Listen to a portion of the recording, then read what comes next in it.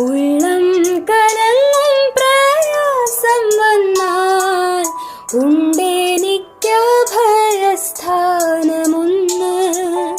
ഉള്ളം കലങ്ങും പ്രയാസം വന്നാൽ ഉണ്ടെനിക്കഭയസ്ഥാനമൊന്ന്. ഉറ്റവർ സ്നേഹിതർ വിട്ടുപോയെന്നാലും ഉന്നതന്മാരില്ല കൈവിടില്ല. ഉറ്റവർ സ്നേഹിതർ വിട്ടുപോയെന്നാലും ഉന്നതന്മാരില്ല കൈവിടില്ല. സുഭാഷിതം. ഇന്നത്തെ ചിന്തയ്ക്കായി യെഹെസ്കേൽ പ്രവചനം 1:28 വാക്യം വായിക്കുന്നു.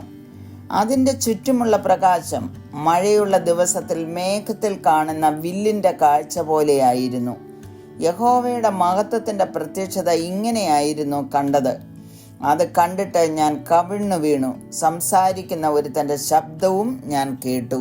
Like the appearance of A rainbow in A cloud on A rainy day, so was the appearance of the brightness all around it. This was the appearance of the likeness of the glory of the Lord.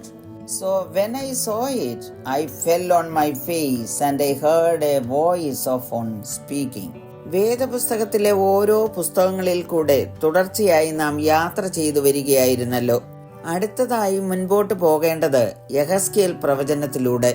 യെഹെസ്കേൽ പ്രവചനം 1-ാം അധ്യായത്തിൽ യെഹെസ്കേൽ കാണുന്ന ദർശനത്തെക്കുറിച്ച് വിവരിച്ചിരിക്കുന്നു. 1-ാം വാക്യത്തിൽ 30-ാം ആണ്ട് 4-ാം മാസം 5-ാം തീയതി ഞാൻ Chebar നദീതീരത്ത് പ്രവാസികളുടെ ഇടയിൽ ഇരിക്കുമ്പോൾ സ്വർഗം തുറന്നു, ഞാൻ ദിവ്യ ദർശനങ്ങളെ കണ്ടു എന്ന് എഴുതിയിരിക്കുന്നു. അധ്യായം മുഴുവനും അതിന്റെ വിവരണമാണ് രേഖപ്പെടുത്തിയിരിക്കുന്നത്. ബാബിലോൺ രാജാവായിരുന്ന നെബൂഖദ്നേസർ യെരുശലേം നഗരത്തെ ഉപരോധിച്ച് അവിടെയുള്ള യഹൂദ ജനങ്ങളെ ഘട്ടം ഘട്ടമായി ബാബിലോണിലേക്ക് അടിമകളായി കൊണ്ടുപോയി. അങ്ങനെ യെഹെസ്കേൽ പ്രവാചകനും പ്രവാസിയായി ബാബിലോണിലെത്തി.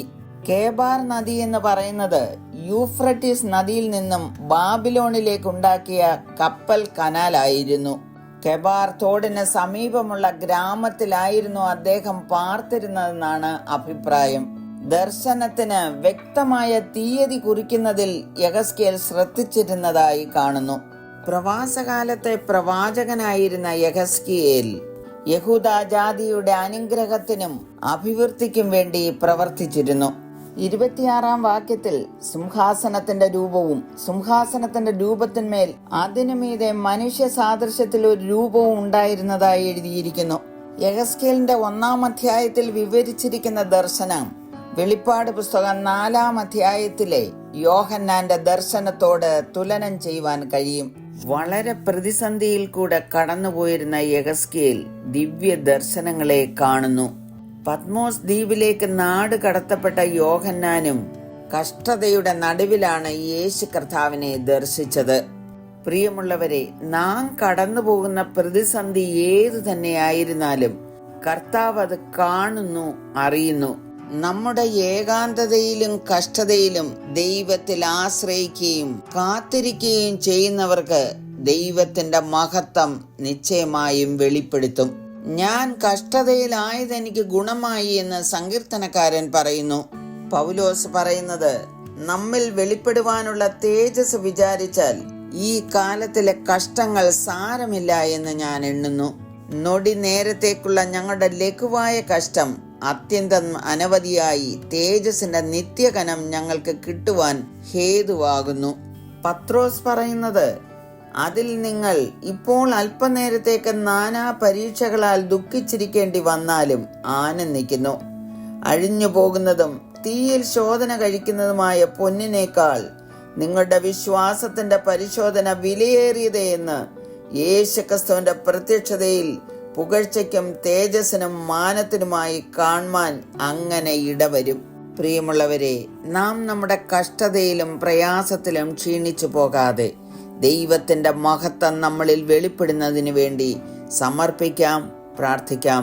കരുണയുള്ള പിതാവേ, ഞങ്ങളുടെ ജീവിതത്തിലെ ഏത് കഷ്ടതയിലും അവിടുന്ന് അടിയങ്ങളോട് കൂടെയുള്ളതിനാൽ ഞങ്ങൾ അങ്ങയെ വാഴ്ത്തുന്നു.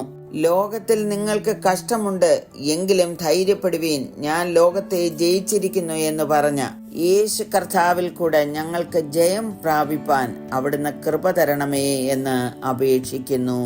ആമേൻ. എക്കാലത്തും